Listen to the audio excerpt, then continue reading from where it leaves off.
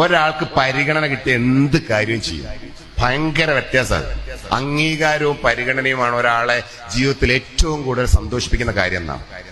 മിക്കവാറും മിക്ക വീട്ടിലും നടക്കുന്ന വയസ്സന്മാരെ പരിഗണിക്കാത്തതിന്റെ കച്ചറ നമുക്കൊക്കെ അറിയാവുന്ന. അങ്ങനെ വയസ്സന്മാർ വീട്ടിലുണ്ടെങ്കിൽ നമ്മൾ ആകെ ശ്രദ്ധിക്കേണ്ട ഒരു കാര്യം അതാ. മിക്കവാറും വീട്ടിൽ നമ്മുടെ ഒരു നാട്ടിലെ സ്വഭാവം വെച്ചിട്ട് ഇളയ മോളുടെ ഭാര്യന്റെ കൂടെ, അതായത് ഇളയ മോളുടെ കൂടെ ആയിരിക്കും വാപ്പയമ്മയൊക്കെ ഉണ്ടാവുക. മൂത്ത മോൻ വേറെ വീടൊക്കെ ഉണ്ടാക്കിയിട്ടുണ്ടാവും. അവിടുത്തെ മരുമോള് വൈകുന്നേരം എല്ലാ പണിയും കഴിഞ്ഞ് നൽകും തുടക്കലടക്കം കഴിഞ്ഞ് ഫ്രീ ആകുമ്പോ ഒന്ന് മേലോട്ട് കയറി തറവാട്ടിലേക്ക്.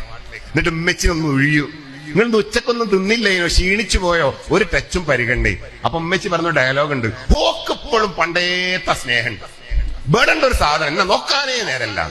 ഓളായി കലക്കി കൊടുക്കുന്നത്, ഭക്ഷണം എടുത്ത് കൊടുക്കുന്നത്, മരുന്ന് കൊടുക്കുന്നത്, മറ്റുള്ള ഒരു 2 മിനിറ്റ് വർത്താൻ പറഞ്ഞ് പോയിട്ടേ ഉള്ളൂ. അതിന്റെ കാരണം എന്താണെന്നറിയോ? ആ 2 മിനിറ്റ് ഏറ്റവും പ്രധാനം. അതുകൊണ്ട് ഉമ്മനോടൊക്കെ സംസാരിക്കുമ്പോ, വയസ്സന്മാരോടൊക്കെ സംസാരിക്കുമ്പോ ടച്ചും പരിഗണനയും കൊടുത്തോണ്ട് സംസാരിക്കും. നല്ല മാറ്റം ഉണ്ടാവും. സോപ്പിട്ടാല് കോവിഡ് അടക്കം പോകുന്നല്ലേ? അങ്ങനെയാണ് എല്ലാരെയും അസൂയ പോകാൻ ഏറ്റവും നല്ല സോപ്പിടല. അതുകൊണ്ട് സോപ്പിടാൻ പഠിക്കും.